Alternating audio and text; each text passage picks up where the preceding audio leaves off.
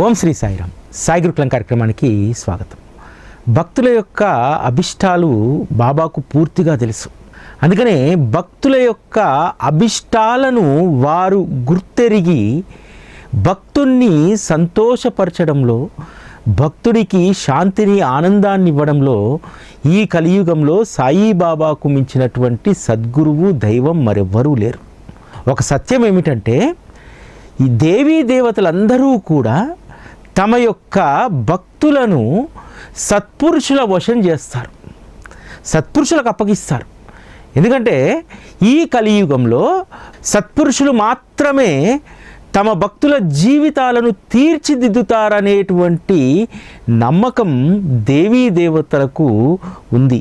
అందుకనే ఈరోజు మనం ఏ భక్తి మార్గంలో ఉన్నా సరే సద్గురువు సహచర్యం లేకుండా ఉండడం అనేటువంటిది చాలా దుర్లభమైనటువంటి విషయం. ఎందుకంటే సద్గురువు సహచర్యంలోనే భక్తుడు తన యొక్క ఆధ్యాత్మికమైనటువంటి జీవితంలో ప్రకాశాన్ని పొందగలుగుతాడు. ఇతరత్ర ఏ సాధనలు కూడా తన యొక్క భక్తి వికాసానికి దోహదపడవు. ఒక్క సద్గురువు మాత్రమే భక్తుడిలో ఆధ్యాత్మికమైనటువంటి ప్రకాశాన్ని, వెలుగును తీసుకొచ్చేటువంటిది సద్గురువు మాత్రమే. అందున ఈ కలియుగంలో అవతరించినటువంటి శ్రీ సాయిబాబా ఆశ్రయం అనేటువంటిది ఎంతో శ్రేయస్కరమైనటువంటిది అనేటువంటి విషయాన్ని శ్రీ సాయి సచ్చరిత మనకు తెలియజేస్తుంది. ఎందుకంటే బాబా దగ్గరికి ఆ రోజు వచ్చినటువంటి అనేక మంది భక్తులు అంతకు పూర్వమే ఇతర దేవీ దేవతల యొక్క ఆరాధనలో ఉన్నటువంటి వారు. అటువంటి వారు తన వద్దకు వచ్చినప్పుడు బాబా తానే సర్వస్వము, తానే బ్రహ్మాండము అనేటువంటి విషయాన్ని తెలియపరచలేదు. దేన్ని నిరూపణ చేశారు? నీవు ప్రేమిస్తున్నటువంటి, ఆరాధిస్తున్నటువంటి దైవంకి నాకు తేడా లేదు. నా దగ్గరికి వచ్చావు కదా, నువ్వు ఇన్ని రోజులుగా నీ ఇష్టదైవాన్ని ఆరాధిస్తున్నా సరే పొందలేనటువంటి అనుభూతి నా వద్ద ఒక్క క్షణంలో నువ్వు పొందగలుగుతావు. క్రితం రోజు అధ్యాయంలో మనము పరిశీలన చేశాం కదా, భజన మండలి యజమాని భార్యకు రాముడిలా బాబా దర్శనం ఇవ్వలేదా? డాక్టర్కు రాముడిలా దర్శనం ఇవ్వలేదా? ఎవరెవరి ఇష్టదైవాలను, వారి వారి గురువులను, కాకాపురానిక్కు ఎంతో సేవ చేసినటువంటి పండిట్కు బాబా ఆ గురువు యొక్క సాక్షాత్కారాన్ని షిర్డీలో ఇచ్చారు కదా. సద్గురువు యొక్క ప్రధానమైనటువంటి ధ్యేయం ఏమిటంటే, నువ్వు ఏ దైవాన్ని అయితే నమ్ముతావో, ఏ భక్తి మార్గంలో అయితే ఉన్నావో అందులో నీ జీవితాన్ని మరింత ప్రకాశవంతం చేయడానికి, నీ భక్తి వైభవాన్ని పెంచడానికి, గురువు పట్ల నీ యొక్క విశ్వాసాన్ని మరింత రెట్టింపు చేయడానికి శ్రీ సాయిబాబా తనను ఆశ్రయించినటువంటి భక్తులకు ఆ విధంగా ఉపయోగపడతారు. ఎందుకంటే ఈ కలియుగంలో పరమార్థాన్ని సాధించడానికి భక్తి మార్గం తప్ప మరొకటి లేదు. నువ్వు ఎవరినైనా ఆశ్రయించు, ఎవరి పంచనైనా నువ్వు చేరు, కానీ నీ భక్తి యొక్క చిత్తశుద్ధి ఎక్కడ ప్రకాశించాలి, నీ భక్తి వైభవం పెరగాలి. సాధారణంగా మనందరం ఏం కోరుకుంటాము? సద్గురు వైభవం పెరగాలి, సద్గురువు యొక్క కీర్తి పెరగాలి, అదేవిధంగా దేవీ దేవతలకు అలంకారాలు ఉంటే గొప్ప వైభవం ఉంటుంది అని అంటాం. కానీ దేవీ దేవతలైనా, సద్గురువైనా వారు ఆశించేది, కోరుకునేటువంటిది ఏమిటో తెలుసా? నా వైభవం కంటే కూడా నన్ను ఆశ్రయించినటువంటి భక్తుడి యొక్క భక్తి వైభవం పెరగాలి, అతని యొక్క భక్తి మరింత ప్రకాశవంతం కావాలి, ఆ ప్రకాశవంతమైనటువంటి ఆ జీవితంలో ఆయన శాంతిని, సుఖాన్ని, ఆనందాన్ని నా భక్తుడు పొందాలి అనేటువంటిదే దేవీ దేవతలు ఆకాంక్షిస్తారు. సద్గురువు కూడా అదే ఆకాంక్షిస్తారు. కాకపోతే మన యొక్క మూఢత్వము, మన యొక్క ఆకాంక్షలన్నీ ఏమిటంటే, రాముణ్ణి ఆరాధించినా, కృష్ణుణ్ణి ఆరాధించినా, శ్రీ సాయిబాబాను ఆరాధించినా, ఎవరిని ఆశ్రయించినా ప్రథమంగా మనం కోరుకునేటువంటిది మన లౌకికపరమైనటువంటి విషయాలే. వాటికి ఆది అంతం లేకుండా జీవితమంతా అలాగే కొనసాగిస్తే నీ జీవితంలో భక్తి ప్రకాశం అనేటువంటిది జీరో బల్బు ఎంత ప్రకాశాన్ని ఇస్తుంది? కేవలం తన చుట్టూ ఉన్నటువంటి దాన్ని మాత్రమే ఆ వెలుతురులో మనం చూడగలుగుతాం.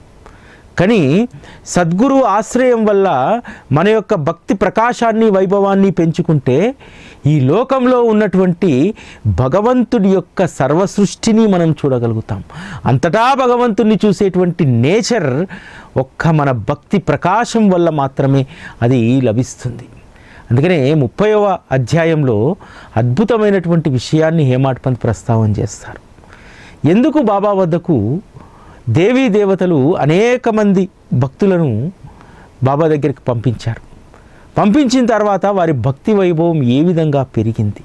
సాధారణంగా మీ క్రితం అధ్యాయాల్లో మనం ఏం చదువుకున్నాము? డాక్టరు రాముడి భక్తుడు కాబట్టి ఇక్కడికి వచ్చాడు, మొదట రాననేటువంటి మంకు పట్టుబట్టాడు, కానీ బాబా దగ్గరికి వచ్చిన తర్వాత అందరికంటే ముందు తానే సాష్టాంగ పడ్డాడు.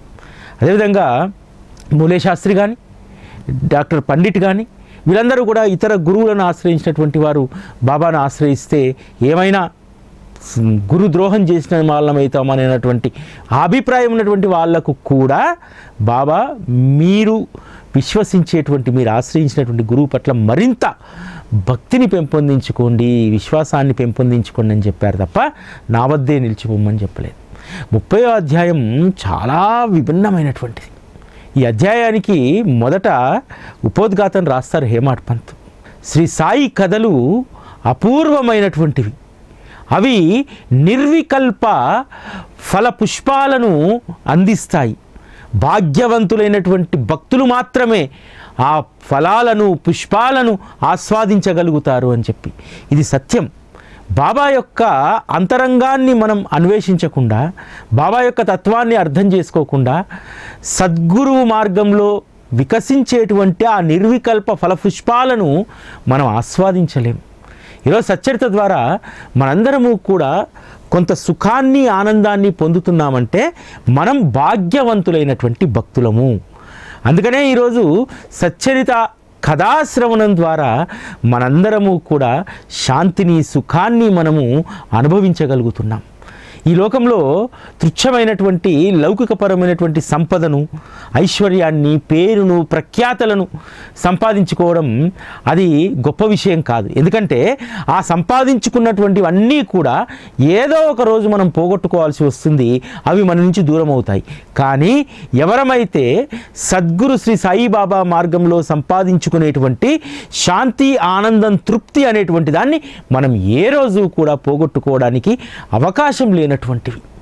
ఎంత దుఃఖం వచ్చి మనల్ని వెంటాడినా మనం నింపుకున్నటువంటి సాయి కథామృతము ఎప్పుడూ కూడా ఈ తృప్తిని, శాంతిని, ఆనందాన్ని ఆ కథా శ్రవణంలో ఉన్నటువంటి ఆనందధార వాటిని ఎప్పుడూ పెంచి పోషిస్తూనే ఉంటుంది. తగ్గేటువంటి సమస్యే లేదు. ఎందుకంటే బాబా వద్ద ఒకసారి నువ్వు తృప్తి కలిగిందంటే, నీకు ఆనందం కలిగిందంటే, సంతోషం కలిగిందంటే, సుఖం దక్కిందంటే, వీటన్నింటినీ కూడా సాయి కథామృతం అనేటువంటి ధారతోటి వాటిని మనము పెంచి పోషించుకోవాలి. అప్పుడు మాత్రమే స్థిరంగా ఉంటాయి. ఆనందం అనేటువంటిది అది కూడా కొంతకాలానికి పరిమితమైనటువంటిది. సుఖం అనేటువంటిది, శాంతి అనేటువంటిది ఇవి కూడా కొంతకాలానికి సంబంధించినటువంటివి. ఎందుకంటే మాయ వాటి నుండి విడగొట్టేసి మళ్ళీ మనల్ని పూర్వస్థితికి తీసుకొస్తాయి. మాయ వాటి నుంచి విడిపోవడానికి రకరకాలైనటువంటి ఆశలు మనకు చూపుతుంది. అందుకనే ఏవైతే ఈ తృప్తి, ఆనందం, సుఖ సంతోషాలు అనేటువంటి ఈ భావనలు ఎప్పుడూ కూడా బలంగా మనలో ఉండాలంటే దానికి ఖచ్చితంగా సచ్చరితలో చెప్పినటువంటి నిర్వికల్ప ఫల పుష్పాలు ఏవంటే ఇవే. మనలో వికసించేటువంటి ఈ ఆనందం, సంతోషం, సౌఖ్యం వీటిని మనం మరింత బలంగా వాటిని చేసుకోవాలి. వాటికి ఎప్పటికీ ఒకే పోషణ మనం ఇవ్వాల్సినటువంటిది. సాయి కథాశ్రవణం అనేటువంటి ఆ పోషణను అవి పెరగడానికి అదే ఎరువు, అదే ఆహారం, అదే ఆక్సిజన్, అదే జలధార. ఆ జలధారని ఎప్పుడూ కూడా మనం అందిస్తూ ఉంటే ఖచ్చితంగా అవి బలమైనటువంటి వృక్షాలుగా మారుతాయి. సుఖం, ఆనందం, శాంతి అనేటువంటి, తృప్తి అనేటువంటి ఈ వృక్షాలు మనం బలంగా పెంచుకోగలిగితే అవి అద్భుతమైనటువంటి పుష్పాలను, ఫలాలను ఇస్తాయి. వాటితో మన జీవితం సుఖంగా మారుతుంది. అందుకే 30వ అధ్యాయంలో ఉన్నటువంటి ఈ కథ చాలా అపురూపమైనటువంటిది. సాధారణంగా మనం కేవలం వాక్యాలతో అభివర్ణిస్తే అది మాటలకు లేకపోతే అక్షరాలకు పరిమితం అవుతుంది. ఏ మాట? దేవీ దేవతలు తమ యొక్క భక్తులను సత్పురుషులకు స్వాధీనపరుస్తారనేటువంటిది ఆ మాట. అది శ్రీకృష్ణ పరమాత్మ ఉద్ధవగీతలో చెప్పాడు. సత్పురుషులు నా ప్రతిబింబాలే అని చెప్పాడు. ఇవన్నీ కూడా మనము కేవలం చదువుకుంటే అవి అక్షరాలుగానే ఉంటాయి. కానీ శ్రీ సాయి సచ్చరిత వీటన్నింటికి ప్రాక్టికల్ ప్రయోగశాల. అందుకనే 30వ అధ్యాయంలో ఏ విధంగా దేవీ దేవతలు తమ యొక్క భక్తులను సత్పురుషులకు అప్పగిస్తారు. సప్తశృంగి మాత ఆలయము తెలియనటువంటి వారు ఉండరు. సప్తశృంగి మాత ఆలయం నాసిక్ జిల్లాలో వనిలో ఉంటుంది. చాలా శక్తివంతమైనటువంటి అమ్మ. ఆ అమ్మ ఎంత అద్భుతంగా ఉంటుందంటే ఒక్కసారి వెళ్ళి దర్శనం చేసుకుంటే అమ్మను, ఆ అమ్మ అలా మనల్ని పిలుస్తున్నట్టుగా ఉంటాయి ఆ చేతులు. అంత అద్భుతమైనటువంటి శక్తి స్వరూపం సప్తశృంగి మాత.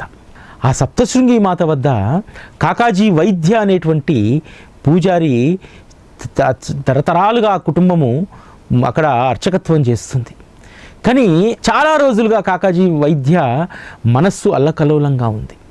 అమ్మను నిత్యం ధ్యానిస్తాడు, అర్చిస్తాడు, పూజిస్తాడు, అభిషేకం చేస్తాడు.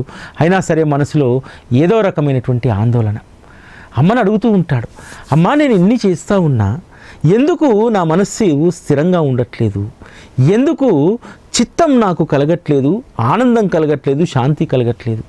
నువ్వు తప్ప నాకెవరు అనుగ్రహిస్తారమ్మా ఇవన్నీ అని తల్లిని అడుగుతాడు. అతని అదృష్టం చేత ఒకరోజు సప్తశృంగి మాత స్వప్న దర్శనమిస్తుంది. ఒకే విషయం చెప్తుంది, నువ్వు బాబా దగ్గరికి వెళ్ళు, నీ మనస్సు కుదుట పడుతుంది, నీ చిత్తం శాంతిస్తుంది అని చెప్తుంది.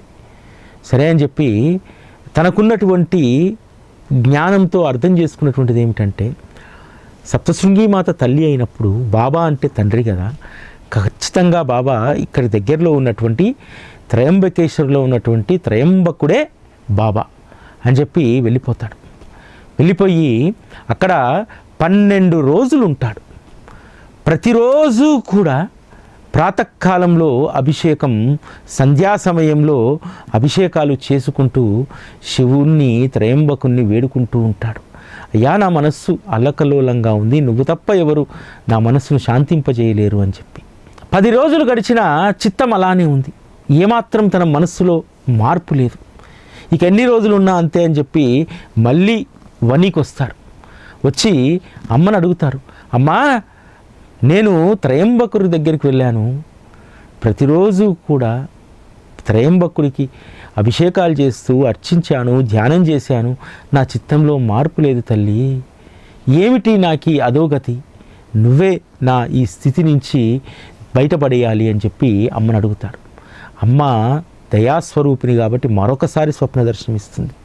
బాబా అని చెప్పితే నువ్వు త్రయంబకుడి దగ్గరికి వెళ్ళావు, బాబా అంటే త్రయంబకుడు కారు, ఇక్కడికి 60 కిలోమీటర్ల దూరంలో ఉన్నటువంటి షిరిడీ అనేటువంటి గ్రామంలో శ్రీ సాయి బాబా అనేటువంటి పరమాత్మ ఉన్నారు, నువ్వు అక్కడికి వెళ్ళి ఆయనను దర్శించుకో, దర్శన మాత్రాన నీ చిత్తం మారుతుంది అని చెప్పి ఆ తల్లి చెప్తుంది.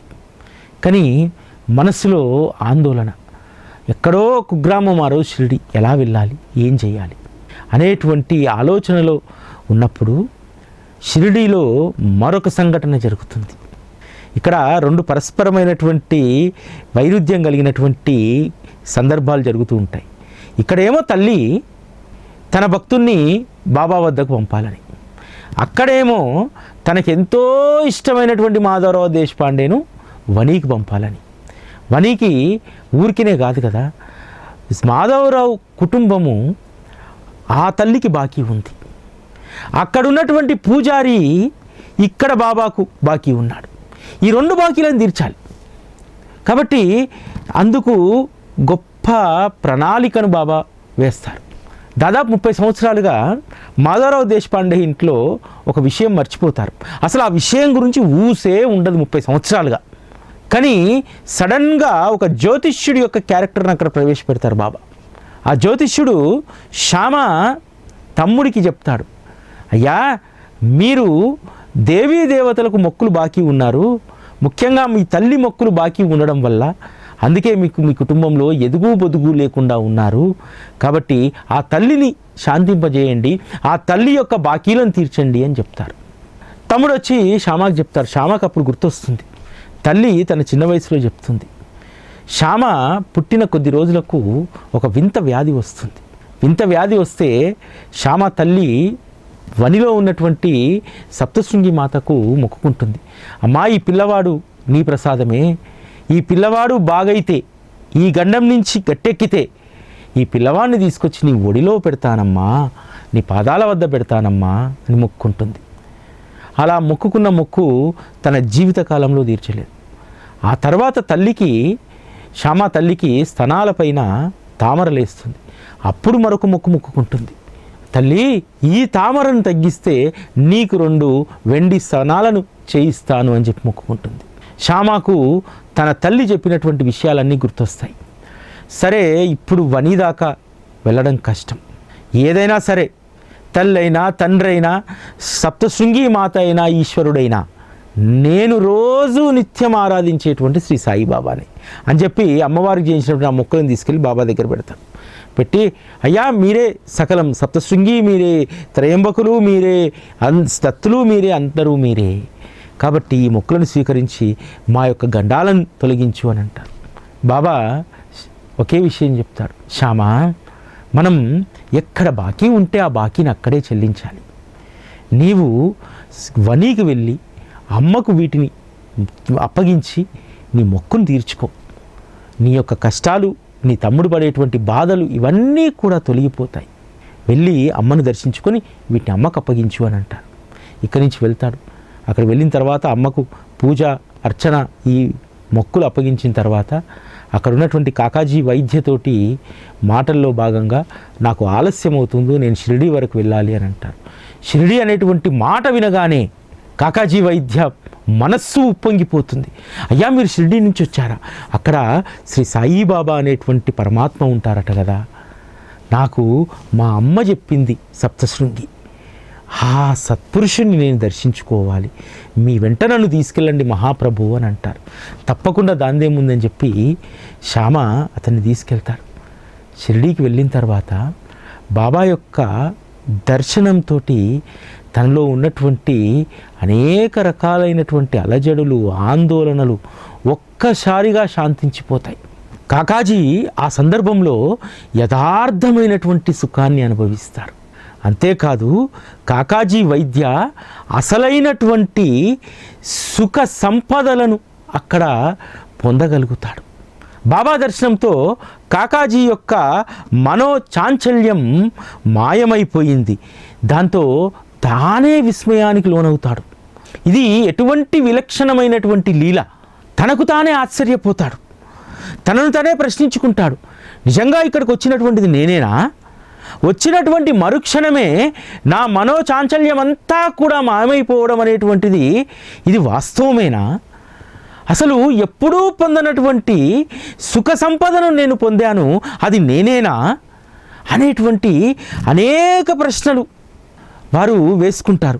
ఎందుకంటే బాబా దగ్గర వచ్చి దర్శనం చేసుకొని కూర్చున్న తర్వాత ప్రశ్నలు లేవు, సమాధానాలు లేవు, ఆశీర్వచనాలు లేవు. కేవలం వారి యొక్క కృపాదృష్టి చేత సుఖమనేటువంటి సంపదను అప్పటికప్పుడే పొందగలిగాడు కాకాజీ వైద్య.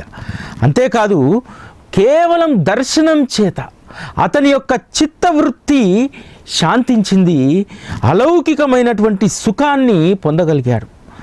దీనినే దర్శన మహిమ అంటారు.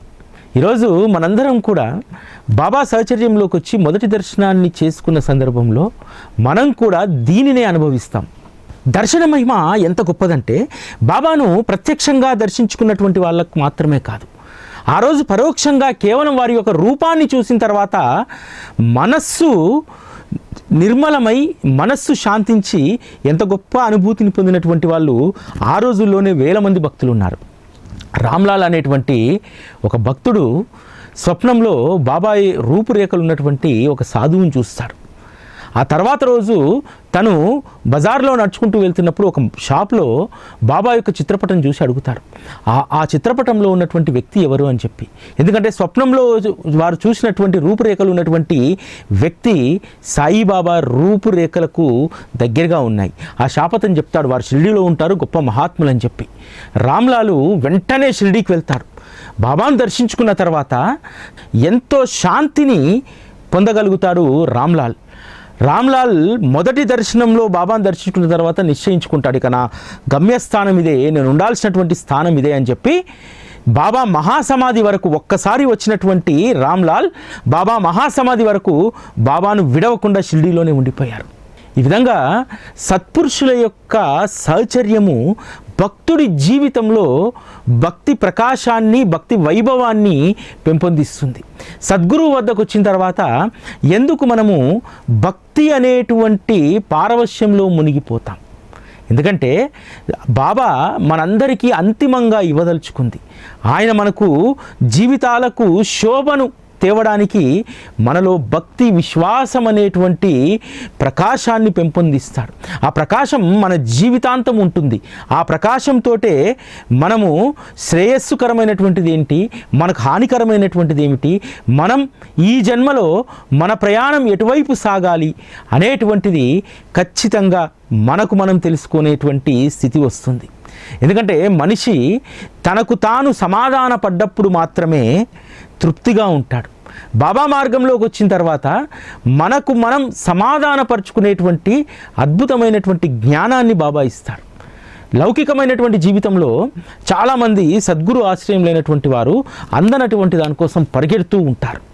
కానీ బాబా ఆశ్రయం కలిగినటువంటి వాళ్లకు భక్తి విశ్వాసం అనేటువంటి ప్రకాశం ద్వారా ఏది మంచి ఏది చెడు వైపు మనం పరిగెత్తకూడదు, మన అందరినీ దానివైపు మనము ఎగరకూడదు అనేటువంటి విషయాన్ని మనం ఖచ్చితంగా మనం తెలుసుకోవాలి. ఆ తెలుసుకునేటువంటి జ్ఞానాన్ని సాయి సహచర్యం మనకిస్తుంది. అందుకనే ఈ కలియుగంలో దత్తుడైనా, రాముడైనా, కృష్ణుడైనా ఎవరైనా సరే తమ భక్తులను సద్గురువుకు అప్పగిస్తారు. ఇటీవల శ్రావణ మాసంలో షిరిడీకి వెళ్ళినప్పుడు హరే రామ హరే కృష్ణ సాంప్రదాయం నుంచి ఒకరు క్యూ లైన్లో తారసపడ్డారు. వారిని అడిగాను, హరే రామ హరే కృష్ణ సాంప్రదాయంలో ఉన్నటువంటి వారు కూడా సద్గురువును కొలుస్తారా అని. మా గురువు మాకు చెప్పినటువంటి మాట ఏమిటంటే, నీకెప్పుడైనా ఆధ్యాత్మిక మార్గంలో ఏదైనా చంచలత్వం నీ మనస్సుకు కలిగితే, ఏదైనా నిన్ను అందులో నుంచి బయటికి తీసుకెళ్ళిపోవాలని చెప్పి మాయ నీ వైపు ప్రయత్నం చేస్తూ ఉంటే వెళ్ళి సద్గురువు యొక్క శ్రేష్టమైనటువంటి సద్గురువు యొక్క పాదాలు పట్టుకోని అన్నారు. వారు చెప్పినటువంటి రోజు నాకు స్వప్నంలో సాయిబాబా దర్శనమిచ్చారు. కాబట్టి నా ఆధ్యాత్మిక మార్గాన్ని ప్రకాశవంతం చేసేటువంటిది ఒక్క సాయిబాబా అని చెప్పి నేను నమ్మాను. అందుకనే నా ఆధ్యాత్మిక మార్గంలో ఎక్కడైనా సరే ఏదైనా చంచలత్వం వచ్చినప్పుడు, ఏదైనా మనస్సు ఇంకొక వైపు వెళ్తున్నప్పుడు ఖచ్చితంగా నేను షిరిడీకి వస్తాను, బాబా పాదాలు పట్టుకుంటానన్నారు. ఇంతకు మించినటువంటి గొప్ప నిదర్శనాలు మనకి ఏం కావాలి? ఖచ్చితంగా మనల్ని కూడా మనం ఆరాధించేటువంటి దైవం, కొంతమంది పుడుతూనే బాబా భక్తులుగా పుట్టలేదు కదా. చాలామంది ఈశ్వరుణ్ణి ఆరాధించే వాళ్ళు ఉన్నారు, రాముని ఆరాధించే వాళ్ళు, కృష్ణుని ఆరాధించే వాళ్ళు ఉన్నారు, దత్తుని ఆరాధించే వాళ్ళు ఉన్నారు, సకల దేవతలను ఆరాధించేటువంటి వాళ్ళు ఉన్నారు. వాళ్ళందరము కూడా మన యొక్క ఆధ్యాత్మిక వైభవం కోసం, భక్తి ప్రకాశం కోసం సద్గురు పాదాలు పట్టుకున్నాం. మన జీవితాలకు డోకా లేదనేటువంటి విశ్వాసంతో ఈరోజు మనం బ్రతకగలుగుతున్నాం. ఇది ఈరోజు సాయి గురుకులం. మళ్ళీ రేపటి కార్యక్రమంలో కలుసుకుందాం. అప్పటి వరకు సెలవు. నమస్కారం.